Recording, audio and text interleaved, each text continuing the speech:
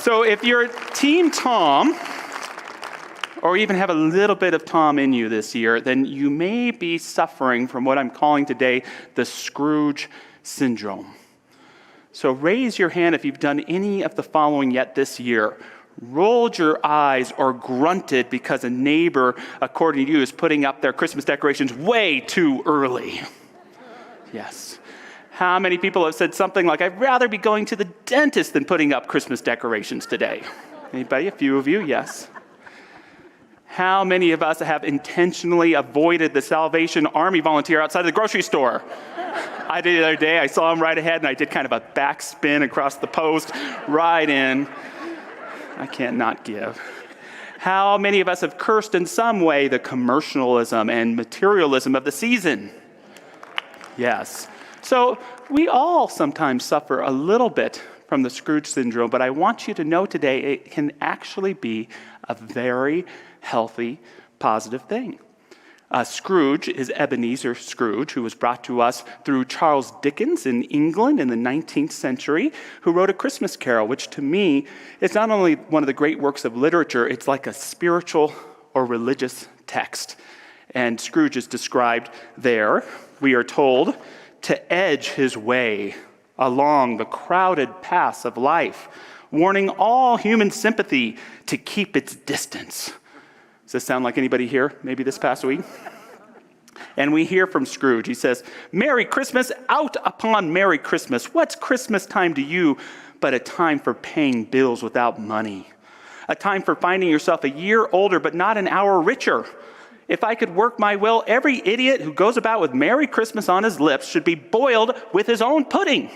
I don't know what kind of pudding, but and buried with a stake of holly through his heart.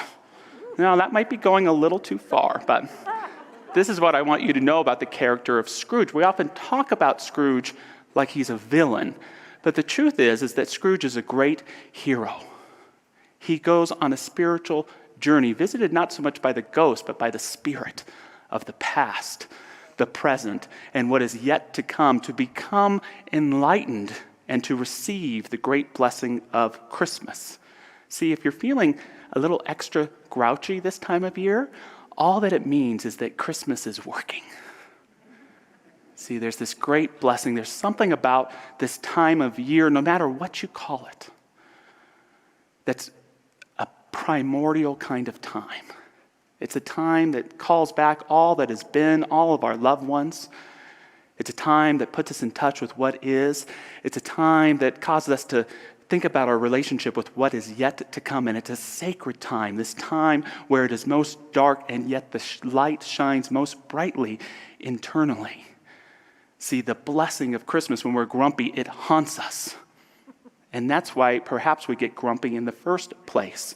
And all that we're called to do is to receive the blessing that is being alive, the blessing that is the miracle of life, seeking to make itself known in your heart and in mine.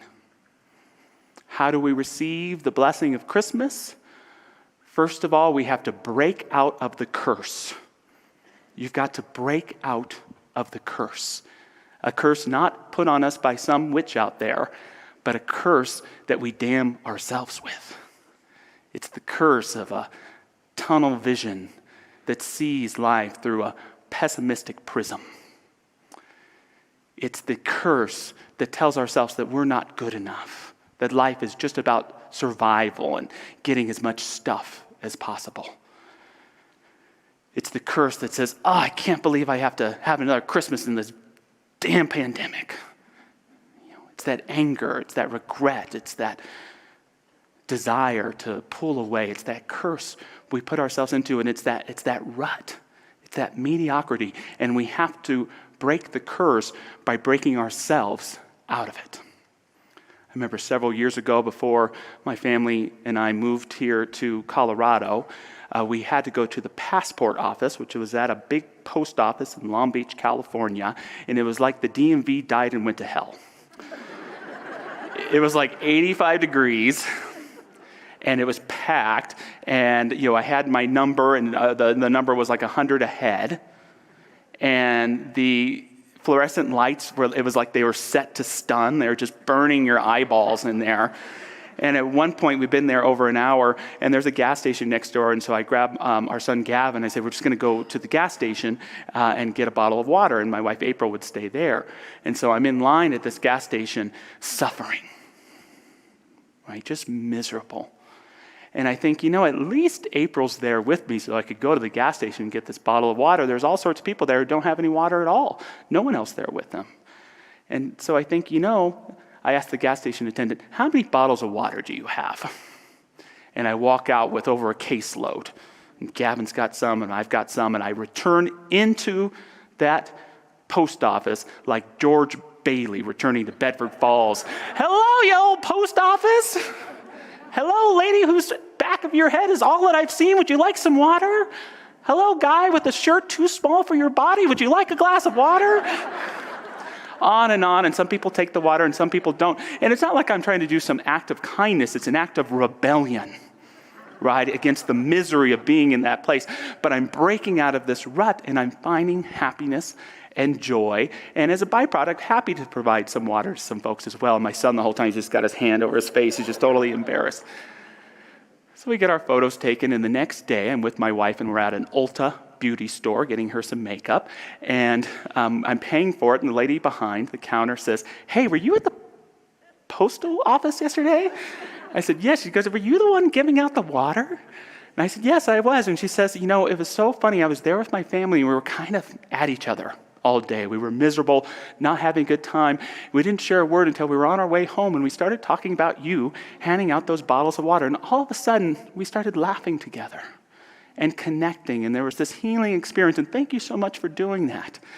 And again, I didn't try to do it as an act of good for others, but it was an expression of when we break our own curse that we put ourselves in, when we get out of that rut and are willing to share and be a blessing, it can bless people in so many different ways. The miracle of that experience being that I was there to receive the story of such. Break out of the curse and become the blessing. Break out of the curse and become the blessing. Charles Dickens, we might think as part of the British elite, a man of privilege, but it wasn't so. Young Charles in 19th century England was born into a family with means, but his dad had a lot of financial problems and was actually arrested and put in real debtor's prison. It was a real thing back then. And young Charles was put in an orphanage, and he was taken out of school. He had to work hard labor every day to help pay off his father's debts. And young Charles would walk every morning through the slums of London. And it's very similar to Siddhartha, the story of the Buddha when he leaves his father's kingdom and he begins to see suffering in the world. Little Charles saw the suffering. He saw the disdain. He saw the scuzziness of the streets, and yet he saw the resilience of the people. The lines on their faces, the way that they would speak together. And if anyone's familiar with the work of Charles Dickens, I would argue that this whole experience really carved his whole narrative career, talking about these people and how to restore dignity in them and uplift them in life. Scrooge is probably the most personal of all characters to Dickens because he represents his own father. Someone who had good inside of him but got too caught up in the material life, too caught up in greed, too caught up that the blessing of life was never received or never opened his heart. And so for me, one of the most powerful parts of the Christmas Carol is the dialogue that happens between Scrooge and his nephew, who, when I do a careful reading, sounds like Charles Dickens to me. It's a conversation that he's having in his mind with his own father. And it goes something like this. "God save you, uncle," cried a cheerful voice. It was Scrooge's nephew. "Bah, humbug," said Scrooge. "Christmas a humbug, uncle? You don't mean that, I'm sure." "I do," said Scrooge. "Merry Christmas? What right have you to be merry? You're poor enough." "Come then," returned the nephew. "What right have you to be dismal? You're rich enough. Nephew, keep Christmas in your own way, and I will keep it in mine." "Keep it," repeated Scrooge's nephew, "but you don't keep it." "Leave me alone then. Much good may it do to you, much good it has ever done to you. And we hear this following statement from the nephew, which is Dickens, which helped awaken a society and helped to invent the Christmas that we know in so many ways today at a cultural level. The nephew continues, I've always thought of Christmas time, when it has come round, as a good time, a kind, forgiving, charitable, pleasant time, the only time I know of in the long calendar of the year when men and women seem by one consent to open their shut-up hearts freely and to think of people below them as if they really were fellow passengers to the grave, and not another race of creatures bound on other journeys. And there, uncle, though it has never put a scrap of gold or silver in my pocket, I believe that it has done me good and will do me good, and I say, God bless it. God bless it, that blessing. And I can't help but think of that little boy at night in that orphanage, thinking about how he's been taken out of school, thinking about how he's been taken from his home, not getting to eat what he wants to, and rightfully thinking, what right have I to be merry? What right have I to be merry? But then thinking about those lowly, suffering people he saw on the street, and those kids all around him who didn't have parents still like he did. And perhaps saying to himself, what right have I to be dismal?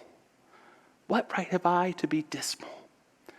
Even in the most challenging experiences of our life, the blessing of being alive, the blessing of the knowledge of the miracle of the Spirit in all things can awaken in us and achieve that merriment, that charity, that clarity of life and of being. The first step to receiving the blessing is breaking any curse we put upon ourselves. But then it's about knowing that blessing is not only for us, but it's for everyone. That the truth of the blessing is that no one is excluded. It's not God bless us some, it's God bless us everyone.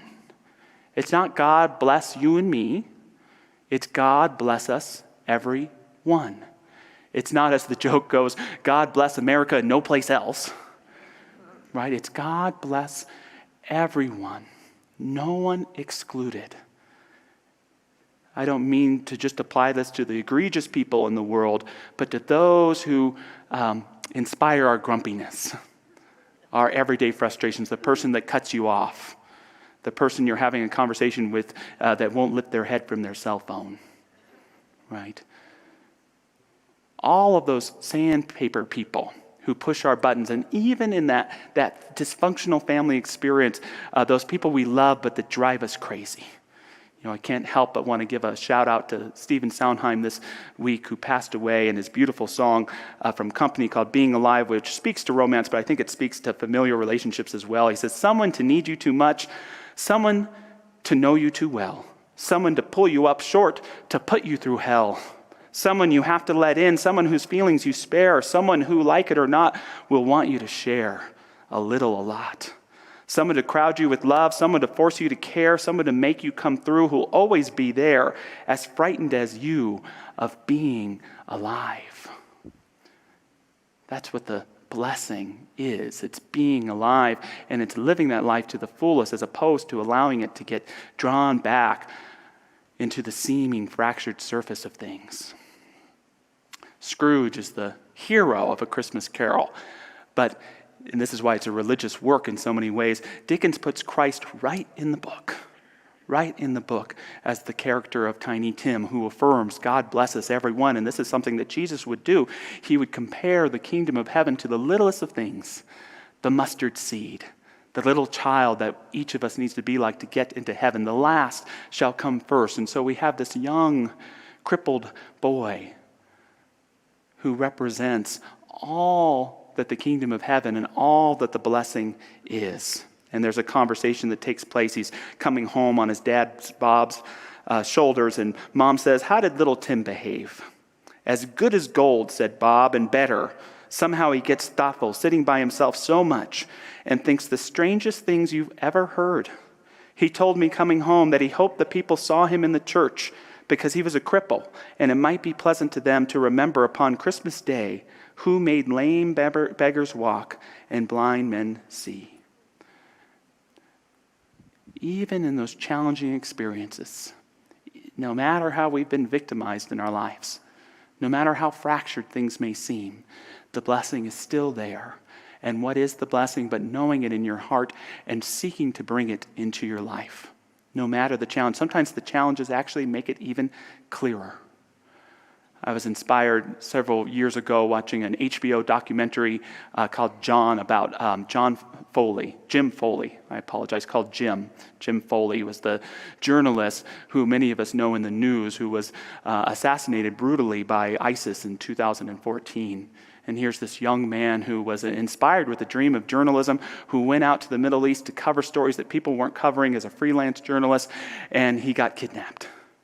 And he was there for several months. His family worked hard to get him out, and he was eventually freed, and he got home and loved his dream so much. How many of us would do that? He went back after having that terrible experience. And there he would be kidnapped again, eventually murdered, as so many of us know. And yet, in that year before his passing, he shared a cell room with about a dozen other journalists from all over the world. And these men lived and ate and became each other's universe because everything on the outside was shut out from them. And one of these gentlemen shares, eulogizing Jim, that there was one night where it was Christmas. And they all sat next to each other, and they didn't have gifts. The only blessing they had was to know that it was Christmas. And each gentleman went around and said something that they admired about the person next to them. And this gentleman got to share about Jim, and he shared, when I first met you, because Jim was well known in the journalist world, kind of famous in that way, I wasn't all that impressed. You looked exhausted. You looked like you didn't know where you were. But as I've gotten to know you, I've come to realize that there is nothing but good in you. Nothing but good in you. And it was the greatest compliment he could give Jim. And the gentleman shared that when he was going to bed that night, he thought to himself, this is the best Christmas I ever had. What a powerful statement to make imprisoned as a prisoner of war. Yet it speaks to the power that blessing of life cannot be escaped. And when we try to run away from it, it haunts us.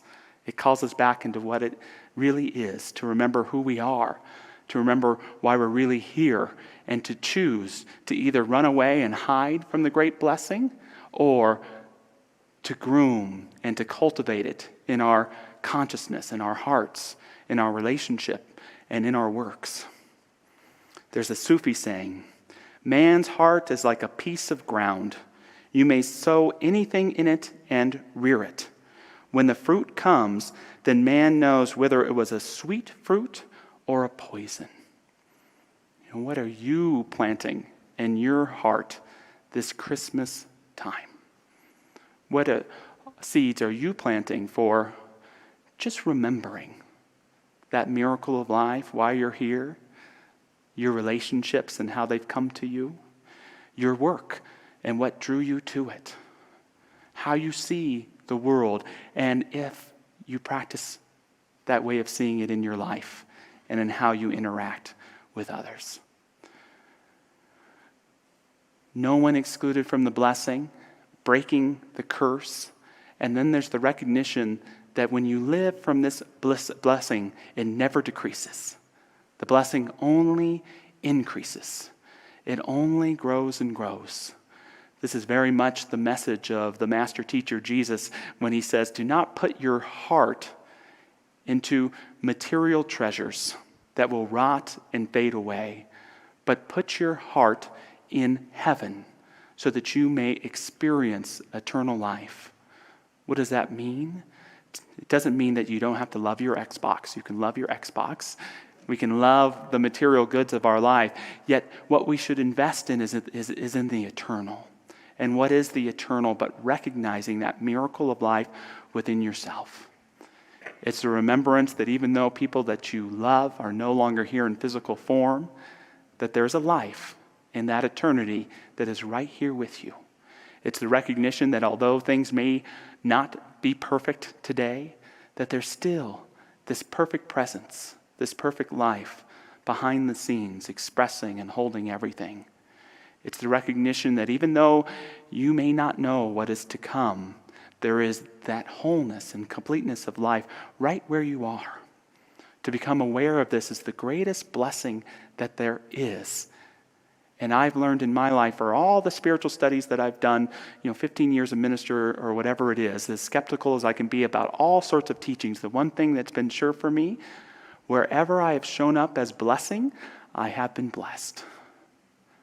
That's one thing that has been so certain for me. Wherever I've been willing to show up and be a blessing, to be present for the miracle, it's expressed itself in some way, in some form. And that is the gift of life to each of us. I love how our founder, Ernest Holmes, put it. He said, "Here's a thought I love above most other things that Jesus said. It is your Father's good pleasure to give you the kingdom. You and I have never done anything personally to earn this kingdom. It is the gift of life to us. And you and I cannot believe, in fact, we dare not believe that we could do anything really to destroy it. We may be able to delay the day of our emancipation. We may be able to deny the reality of our own spirits because we are individuals. But surely that which God has made, you and I cannot destroy." What a good thing to remember in moments of struggle this year, of moments of grief, of moments of uncertainty, whatever may come, of moments of the seeming fracture in a relationship, that there's still that great blessing of life always and ever available for us to remember. That we are the very expression of what it is, or as Meister Eckhart, the great Catholic mystic, once said, there's not only one begotten Son, but that we are all sons of the only begotten. In other words, we are all children of God. We are all expressions of the Spirit. And when we remember this blessing, when we allow it to seep through our own understanding to open up to that higher understanding, it takes root in us and it grows and grows and grows. Think of those areas in your life that could use this blessing. Think of those untouched areas in yourself that you maybe have been turning away from that could use this blessing. Think about those places in the world that could use this blessing. And all we're asked is to have the courage to see it and recognize it, to embrace it, and to become it.